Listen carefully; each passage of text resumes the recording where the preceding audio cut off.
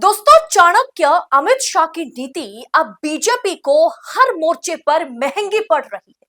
जब राजनीति में ईडी, सीबीआई, इनकम टैक्स के जरिए विपक्षी दलों के नेताओं को डरा धमका करके बीजेपी में शामिल कराने की आंधी चल रही है, तब यह खबर सामने आ रही है जिसने तहलका मचा दिया कि अमित शाह के करीबी नेता बीजेपी छोड़ करके विपक्षी पार्टी में शामिल हो गए। और खबर यह भी है, अंदर खाने से खबर यह है कि 5 और विधायक बीजेपी छोड़ने वाले हैं। वाकई इस खबर ने मोदी शाह की नींदें उड़ा के रख दी है।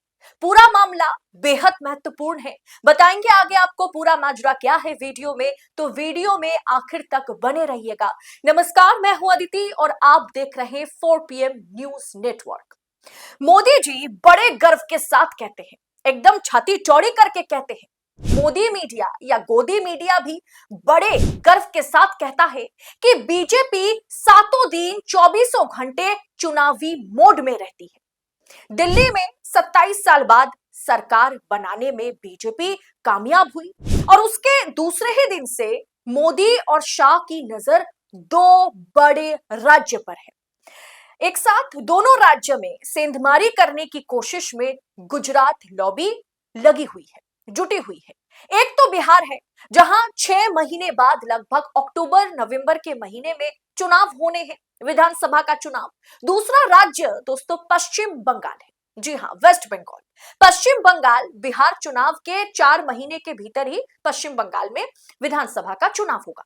लेकिन आपको बंगाल का चुनाव या चुनावी नतीजे तो याद होंगे ना दोस्तों। कैसे 2021 में बंगाल की जनता ने और ममता बनर्जी ने मोदी शाह को धूल चटा दिया था। मतलब एकदम पत्ता साफ हो गया था बीजेपी का। मोदी जी कोरोना काल 2021 का दौर आप याद कीजिए। मोदी जी कोरोना काल में देश के बारे में जितना सोच रहे थे, या एक तरीके से सोचना उन्होंने बंद कर दिया था। सिर्फ बंगाल के लिए वो सोचते थे। अमित शाह तो 4 दिन पश्चिम बंगाल में कोलकाता में रहते थे और 2 दिन दिल्ली में रहते थे। उसके बावजूद बंगाल में 294 में से सिर्फ और सिर्फ 77 सीटें बीजेपी जीत पाई थी। लेकिन अब संख्या रिवर्स में जा रही है दोस्तों। विधायकों की संख्या 77 से घट करके 69 पर जा पहुंची है। 77 से सीधा 69 पर जा पहुंची है। बंगाल में बीजेपी पर अब गाज गिर गई है। अमित शाह के बहुत ही करीबी विधायक ने पार्टी छोड़ दिया है और पार्टी छोड़कर वो टीएमसी में, यानी ममता बनर्जी की पार्टी टीएमसी में चली गई है। खबर देखिए, आपके स्क्रीन पर है। पश्चिम बंगाल में बीजेपी को बड़ा झटका। टीएमसी में शामिल हुई शुभेंदु अधिकारी की करीबी विधायक तापसी मंडल। जी हां, यह तापसी मंडल सिर्फ और सिर्फ बंगाल के जो लीडर ऑफ अपोजिशन है शुभेंदु अधिकारी, जो कि मोदी और शाह के बहुत ही खास नेता के तौर पर शुभेंदु अधिकारी को देखा जाता है।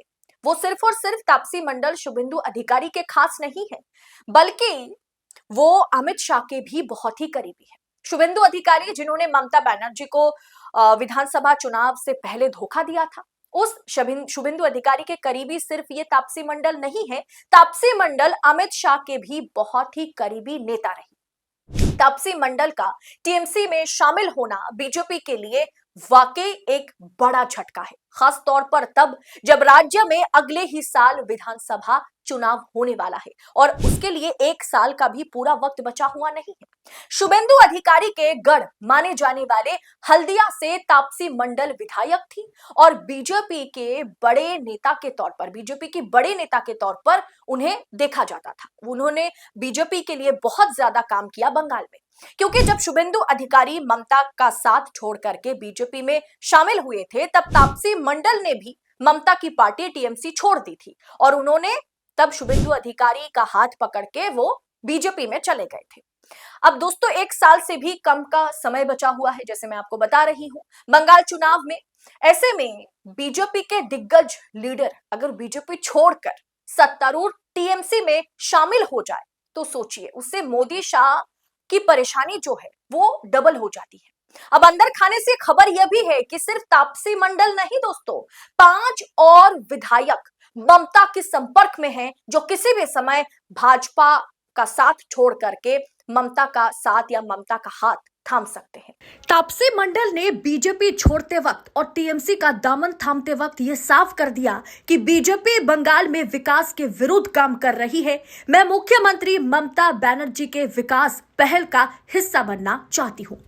दोस्तों, 2021 विधानसभा चुनाव में बीजेपी 77 सीटें जीती थी बंगाल में, और एक साल के भीतर 7 विधायकों ने बीजेपी के साथ धोखा कर दिया। 7 विधायकों ने बीजेपी छोड़कर 7 विधायक बीजेपी छोड़कर टीएमसी में शामिल हो गए थे। तो बीजेपी के पास 70 विधायक बचे थे, जिसमें दिग्गज मुकुल रॉय रहे, राजीव बैनर्जी रहे, बाबुल सुप्रियो रहे, विश्वजीत दास रहे, अर्जुन सिंह रहे।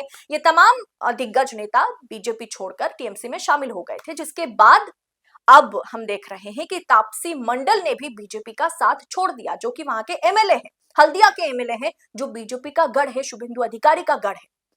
मतलब 77 माइनस 8 इज इक्वल टू क्या है दोस्तों? 69। जी हाँ, 69 एमएलए अब बीजेपी के पास है, 69 विधायक अब बीजेपी के साथ है। बंगाल में जो हाल बीजेपी का है उसे देखकर हंसी आती है। सोचिए, 77 विधायक चुनाव जीते थे, 77 विधायक बीजेपी के साथ रहे, अब वहां से घटते घटते अब 69 विधायक जो है वो बीजेपी के साथ है। मतलब ऐसे रिवर्स फॉर्म में कभी कहीं पर देखा नहीं गया कि इस तरीके से विधायकों की कहीं ना कहीं विधायकों की कमी जो है वो बीजेपी में हम लोग देख रहे हैं। अब ऐसे में बंगाल जीतना बीजेपी के लिए मुश्किल ही नहीं दोस्तों, नामुमकिन हो गया है अगर फ्री एंड फेयर इलेक्शन हो। ये बहुत बड़ा मुद्दा है। चुनाव निष्पक्ष होना बंगाल में जरूरी है, तभी ममता बनर्जी की सरकार फिर एक बार बन सकती है। और इसीलिए बीजेपी क्या फर्जी वोटर के जरिए बंगाल चुनाव को मैनिपुलेट करने की, प्रभावित करने की कोशिश में लगी हुई है, क्योंकि बीजेपी आलाकमान को भी पता है कि हम बंगाल ऐसे नहीं जीत सकते। इसलिए मैंने आपको शुरू में कहा कि भारतीय जनता पार्टी में तमाम नेताओं को, सांसदों को, विधायकों को शामिल करने के लिए जहां ईडी, सीबीआई, इनकम टैक्स जैसी जांच एजेंसियों का बीजेपी इस्तेमाल कर रही है, वहां पर अगर बीजेपी के दिग्गज विधायक, एमएलए जो कि मोदी शाह के बहुत ही करीबी है, अमित शाह के बहुत करीबी है, वो अगर बीजेपी छोड़कर टीएमसी ज्वाइन कर लेती है, तो सोचिए फिर बीजेपी का हश्र बंगाल में क्या है। अब हर हाल में बीजेपी को अगर बंगाल जीतना है तो किसी ना किसी तरीके से बीजेपी अगर बंगाल जीतना चाहती है तो कोई ना कोई पैंतरेबाजी, कोई ना कोई फर्जीवाड़ा बीजेपी को करना पड़ेगा, तभी वो बंगाल फतेह कर सकती है। आपको क्या लगता है, बीजेपी को जिस तरीके का झटका बंगाल में लगा है, और 5 विधायक और हैं जो बीजेपी छोड़कर टीएमसी में शामिल भी हो सकते हैं, इस खबर पर आपकी राय, आपकी टिप्पणी कमेंट बॉक्स में हमारे साथ साझा जरूर कीजिएगा। और ऐसी खबरों को लगातार पाने के लिए 4 PM न्यूज नेटवर्क के साथ बने रहें। बहुत बहुत शुक्रिया आप सभी का। जय हिंद, जय भारत।